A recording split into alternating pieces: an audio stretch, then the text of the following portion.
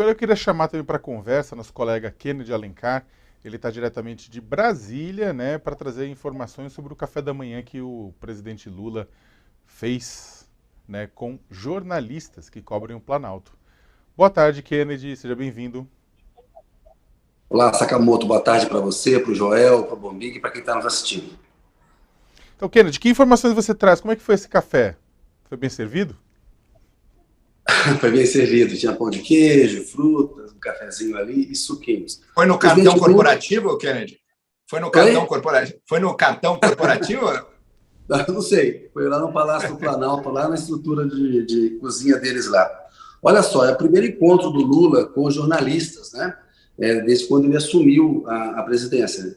Hoje, dia 12, ele quis se reunir com os jornalistas que cobrem o Palácio do Planalto e foi um convite para cada um jornalista por veículo. Eu estava lá representando a Rede TV e havia também um jornalista do UOL lá.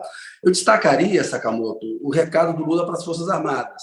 Ele disse que elas acham que são poder, que elas não são o poder moderador que elas pensam que são. Né? Mandou um recado claro nessa linha de que o Bolsonaro conseguiu poluir todas as Forças Armadas com negacionismo, com golpismo, em referência ao Exército, Aeronáutica e Marinha. Ele disse que o Múcio segue no cargo, que ele confia no Múcio e que não vai demitir todo ministro que cometeu um erro, porque aí haveria alta rotatividade, ou seja, pela primeira vez ele se refere ao Múcio e à forma como ele agiu como um erro, que o Múcio conduziu uma articulação com as Forças Armadas na qual ele prometia que haveria diminuição do número de acampados, que acabaria, e foi exatamente o contrário. O Lula ficou contrariado com isso, mas mantém o Múcio, que tem uma história com ele, que confia nele, que não vai trocar todo ministro que erre. Diz Kennedy, também que está desculpa, fazendo. só te perguntar um detalhe sobre o que você disse. Quando você falou que o presidente Lula mandou esse recado para as Forças Armadas, ele foi um recado geral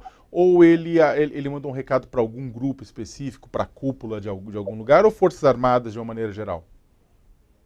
Foi uma pergunta que eu fiz, Sakamoto, sobre a oportunidade que esse evento de 8 de janeiro criava, porque houve uma união dos três poderes, da STF, Rosa Weber, ministro do Supremo, os presidentes da Câmara e do Senado, o próprio Lula, se seria uma oportunidade para acabar com essa visão que as Forças Armadas têm de que elas são avalistas da democracia, tutoras da vida civil, se ele entendia isso como uma oportunidade. Ele falou, olha, eu quero que elas voltem a cumprir o papel constitucional delas. O Bolsonaro conseguiu poluir todas as Forças Armadas e elas não são o poderador que elas pensam que são, né?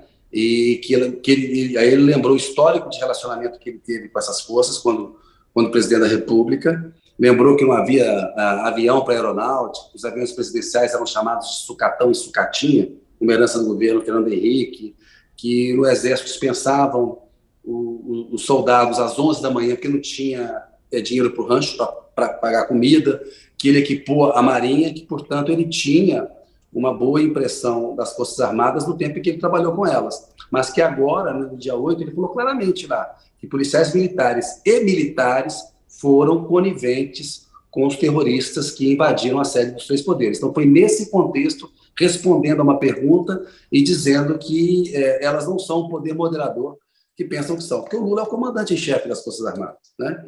É muito clara a visão dele de que o Múcio errou, vai manter o Múcio e há um endurecimento do discurso. Foi nesse contexto, Sakamoto.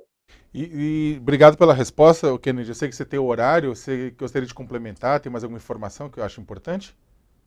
Não, eu acho que umas coisas importantes que ele falou, que está fazendo um filtro lá no Palácio, ele disse que não vai montar um palácio só de petistas, mas que ele vai tirar do Palácio os suspeitos de serem bolsonaristas raiz, e aí há questões que se remetem à segurança. Por exemplo, ele não pegou ajudantes de ordens, que são militares, do GSI, por uma desconfiança em relação à própria segurança. Ele falou, não vou colocar alguém que possa me dar um tiro. E ele está com militares que trabalham com ele desde quando ele deixou a presidência da República. São todos ex-militares e eles são os ajudantes de ordem do Lula. Ou seja, ele fala uma hora que tem que estar precavido, mas não assustado, numa referência a como ele acha que essas ameaças que são feitas devem ser tratadas. Ele lamentou a agressão ao Cristiano Zanin, aconselhou as pessoas a filmar esses agressores, disse que essa gente tem que ser presa, disse que vai montar uma operação de combate a fake news, que não vai admitir isso. Vou pegar aqui para você os principais pontos que eu anotei, que eu acho que numa ordem cronológica aqui do que ele falou fica mais fácil e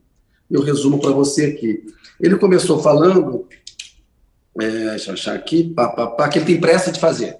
Ele está pedindo muita pressa aos ministros, ele começou a elencar medidas que ele está tomando. Por exemplo, acha que na saúde pode tomar medidas rápidas, começar uma campanha de vacinação rapidamente para aumentar a cobertura vacinal. Para o Wellington Dias, ele pediu que fizesse uma avaliação do cadastro para fazer políticas públicas. Ele disse que acha que em 100 dias ele consegue dar uma resposta para o governo funcionar normalmente, mas aí ele elenca em cada área. Aí transporte, ele diz que tem rodovias esburacadas, então ele usou essa expressão. Temos pressa de fazer. Ele diz que 4 anos passam muito rápido para quem está no poder e são uma eternidade para quem está fora, né? Um momento ali de descontração.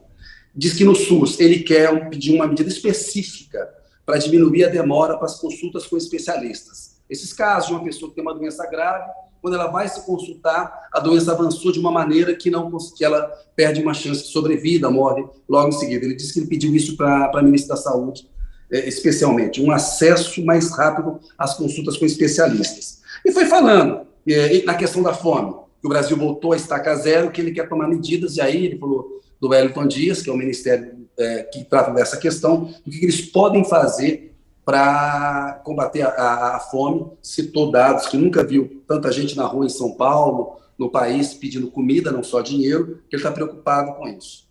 Afirmou também que foi a eleição mais difícil da vida dele, da qual ele participou, que enfrentou uma máquina muito grande, que foi uma briga contra o Estado, coisas que ele já tinha dito, né? Que ele é agradecido à coragem do povo brasileiro e criticou de novo o Bolsonaro, que não reconheceu até hoje o papel da justiça eleitoral, e aí elogiou o Alexandre de Moraes.